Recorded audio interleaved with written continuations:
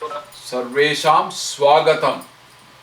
So we are now on the second session of Sanskrit learning, the easy way. In this session I am going to cover some of the features of Sanskrit, and we are also going to lead on to the verbs and nouns, simple sentence formation, and how verbs are created. So it's going to be a series of slides and you can watch it right now.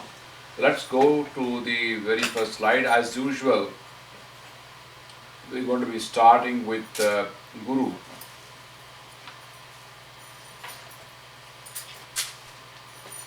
It's a prayer to the Guru Parampara, and I'd like you to repeat this after me because it is going to be a prayer almost every lesson that we're going to have. Om Shri Gurubhyo Namaha. Om Shri Gurubhyo Namaha. Sadashiva Samarambam. Sadashiva Samarambam. Shankaracharya Madhyamam. Shankaracharya Madhyamam. Asmat Acharya Paryantam. Asmat Acharya Paryantam. Vande Guru Paramparam. Vande Guru Paramparam. Now, last time I told you that the language had its origin from Lord Shiva himself when he danced the cosmic dance, and from his Damarukam came 14 distinct sounds, what are called Maheshwarani Sutrani. On that basis of those 14 sounds, Panini evolved the Sanskrit grammar, and then many things developed. So here we are really starting with Sadashiva Samarambam, beginning with Sadashiva, followed by the great Guru Shankaracharya, until our present Acharya. We offer our prayers to the entire lineage of Gurus. That is the gist of the Sostram. And I also told you what is the meaning of Guru, how it came about. Gu means darkness, Ru means removal of darkness, and Guru is one single word. So the Guru Parampara needs to be worshipped for having given us this treatise. So going further, the beauty of Devanagari script. You all know Devanagari script, but then there are certain special features to it. What is Devanagari? Deva and Nagari, there are two words into it, right? Deva means gods. it's divine. It's a divine. This is a different world altogether. Like you have aliens coming, you saw the movies, right? Where aliens come from another world and everybody is so curious to know what they do. And Devas are believed to live in another world which is supposed to be heavenly. So Deva refers to that divine. Nagari, Nagar means what? City. And city is supposed to be more sophisticated, more facilities and better living standards and so on. So this is a divine, sophisticated script, and that is why it's called Devanagari. Now some of the important features which you would find unique is there is no upper or lower case letters in this. In English you have uppercase as a lower case. You also have a lot of punctuations. In English you have comma, full stop, colon, semicolon, exclamation marks, hyphens and so on. None of those exist in Sanskrit. Then how do we convey? I will tell you a little later.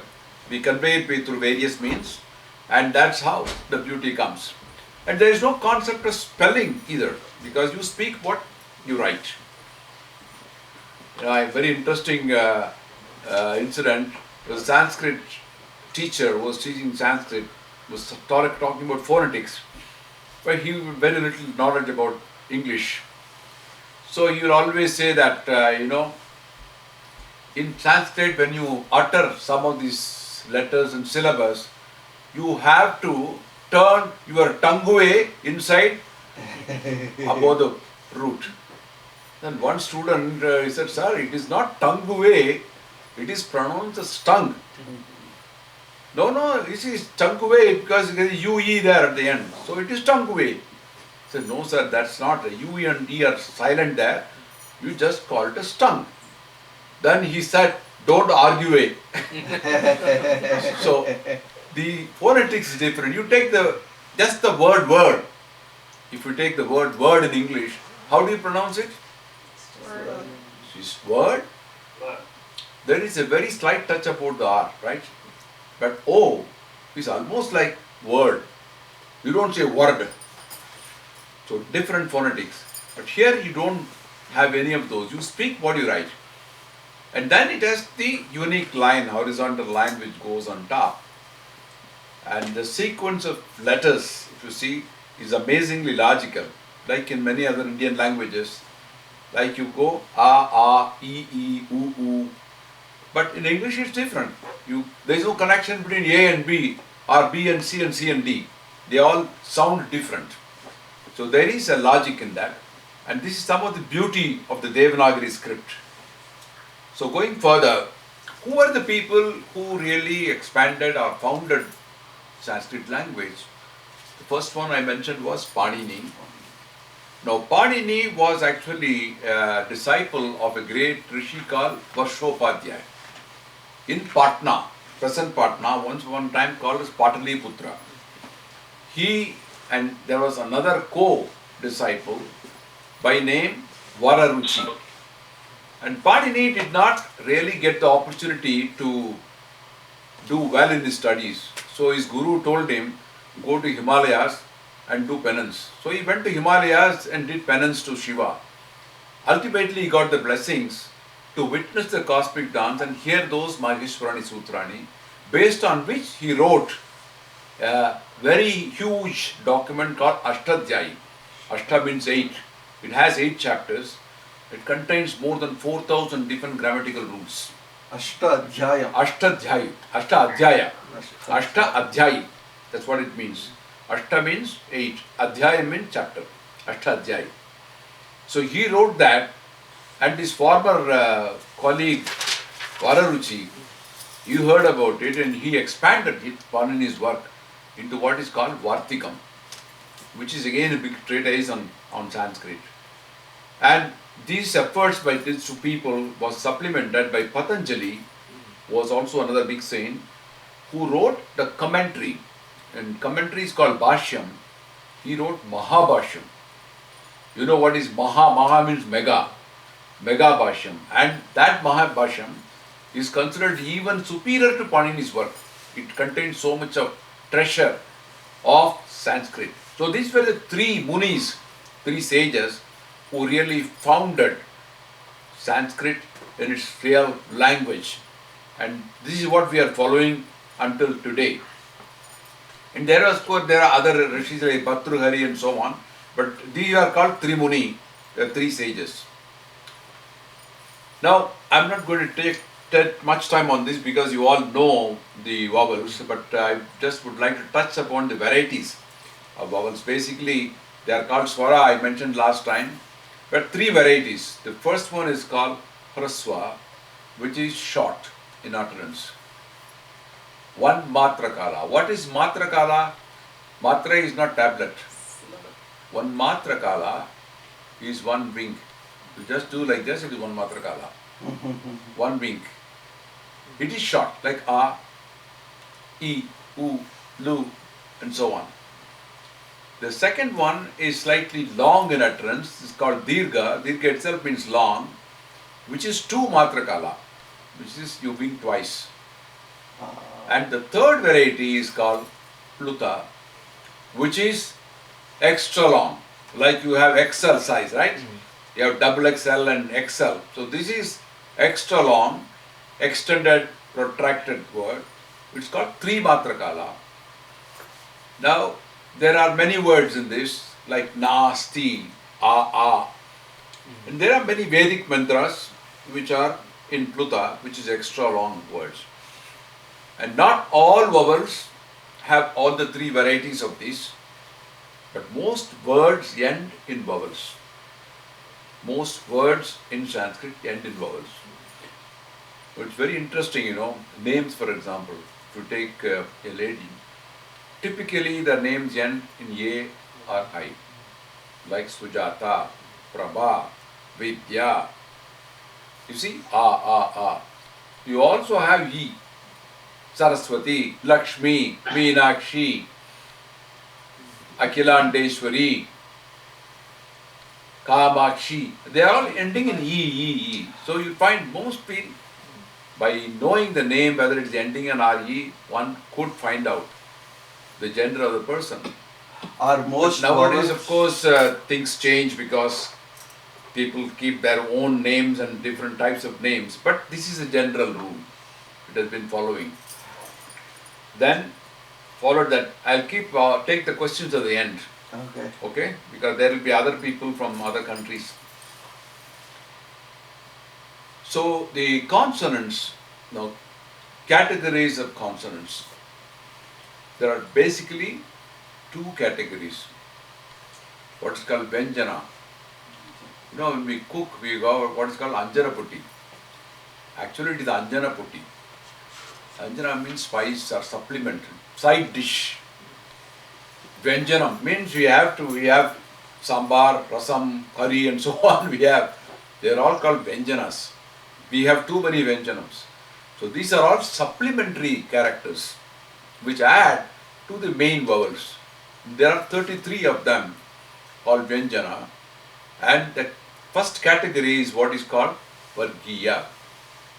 Now, Vargiya is classified into 5 groups, each of 5 letters, and these you are all familiar with, starting with Ka, Ka, Ga, Ga, Nga. Vidya, you know that, right? Yeah. 2, Cha, Cha, Ja, Ja, Nya. It is through the nose. Ta, Ta, Da, Da, Na. You see the position of the tongue. When you say Ka, Ka, Ga, Ga, Nga, it comes from the throat. And you say Cha, Cha, Ja, Ja, yeah, the tongue top goes to the roof of the mouth. Ta, Ta, Da, Da, Na. You see the tongue tip is going to the roof. And the 4th variety category of group Ta, Ta, Da, Da, Na. You see the tongue tip is going to the teeth. Ta, Ta, Ta, Da, Da. You see the tongue tip is going near the teeth. And lastly, the tongue has very little role. It is only through the lips you pronounce it. Ha, pha, ba, bha, ma. The lips act. So that's how the consonants come. And the other category is Avargiya, which is non-classified, which has 8 basic letters called Antasta, the first 4 letters called Yara, Lava. Antasa, which is in between vowels and consonant. Antasa means hanging. Andartal Dongaraya in Tamil. Andar means it is in between. Then the last 4 letters, Sa, Sha, Sa, Ha. They are called sibilants because they kind of hiss when you talk. Sha, Sha, Sa, Ha. The air kind of comes out through your mouth. So they are called sibilants. Then 2 additional letters which serve as ornaments to vowels, and Ha. For example, you say Satyam, Shivam, Sundaram, Ramaha, which comes Aha. So and Aha, they add to the beauty of the letter. So they are called Anuswara and Visarga. There are some special symbols which you all are familiar with. When you say Om, you see there is a small concave thing like a Chandra, crescent of a moon with a dot on top, right? That's called Chandra Bindu. It is a Chandra, on top of it Bindu, Chandra Bindu, and it usually ends in the nasalized sound like Om to the nose. Om. And you also have a yes-like letter which is called Avagraha, an indication that A is dropped. But there is a connection between 2 letters. Like Te and Api are 2 different words. So when you put it together, it is Tepi. So A is dropped. So yes comes in. Under what context you use it? Then I'll explain to you later because this is a different way of. And as I mentioned, there are no punctuations, but there is an indication about a verse ending either half or full. When you have two lines in a verse, the first line, which is half ending, you have a vertical line at the end. The second line of the verse, which is signifying the end, either it could be a sentence or a paragraph, you have two lines. The first one is called Virama, and the second one is called Purna Virama. Something similar to music. Very. Sanskrit is very much connected with music. Because when you put one line, it splits the lagu and the drika. Correct. When there are two lines, it says the avartam is ended. Absolutely correct. So there is a very close connection between Sanskrit and arts and science. It is both an arts and also a science. And it is not just, a lot of people think that Sanskrit is connected only with religion and only mantras and what you hear only the priests reciting in temples and all that. But Sanskrit is a very highly diversified language. It has very rich literature. It has some of the best poems. It is connected with so many sciences. And I mentioned Vedantams like Jyotisha, astronomy, and you have Ayurveda, biology, and so many of these are connected with Sanskrit only. So it is not just merely a priest reciting a mantra, but it is something which is very rich, connected with almost every kind of science and lot of arts. Bharatanatyam is based on that. Music is based on that. It is highly mathematical. So there is a lot of things connected with Sanskrit language as well. The formation of consonants. Now it's the vowel. You see, the consonant, if you have, it can be either preceded or followed by a vowel.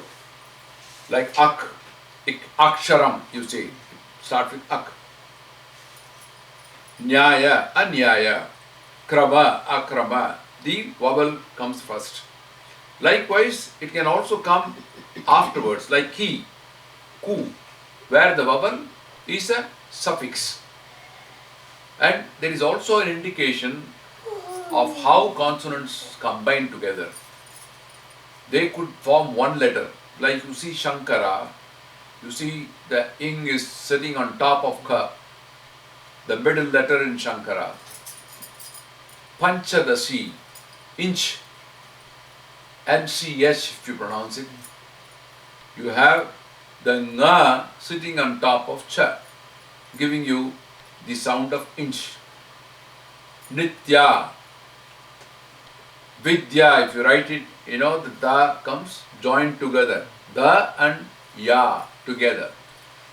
Mithya, this is the second letter tha merging with ya. It's half broken sort of and then connected together. And it could also have consonants with more than two letters. I give one example, achintya. Now you see yan, na which you put it, and tha, both are joined together in half with ya. So you have two broken letters with one full letter, achintya, right? Chintya means thinking, achintya means no thoughts. Some special forms like Shvetamba, Sruti, Shwa, you see how it is written with S here and Va at the bottom. Shruti, and you have the tail coming at the end. So there are different ways of consonant formations which you should be aware when you are reading the Sanskrit. Now we come to what is called Sandhi. Sandhi means a joint. It itself is a combination of two letters or two words. Like Sandhi itself means it is a prefix san combined with the root dha. That becomes Sandhi. Two words, two letters combined together. Like for example, Bhagavat Gita. Bhagavat Gita is two different words. Bhagavat is coming from Bhagavan. Gita is a song. When you join together, you get Bhagavad Gita. So when you have split words, they often combine together and They are called Sandhis. So you have here some examples I am giving you here. For example, you see the first line, split words, Ascharyavat Pashyati Kah Chit Yenam. There are 1, 2, 3, 4, 5, 6 words. But the combination just gives you only 2. It's together, Ascharyavat Pashyati Kaschitenam. That's how we read it together. What it means is one sees it as a wonder. Ascharya means wonder. Pashyati is to see. Kaschityenam is one. One sees it as a wonder.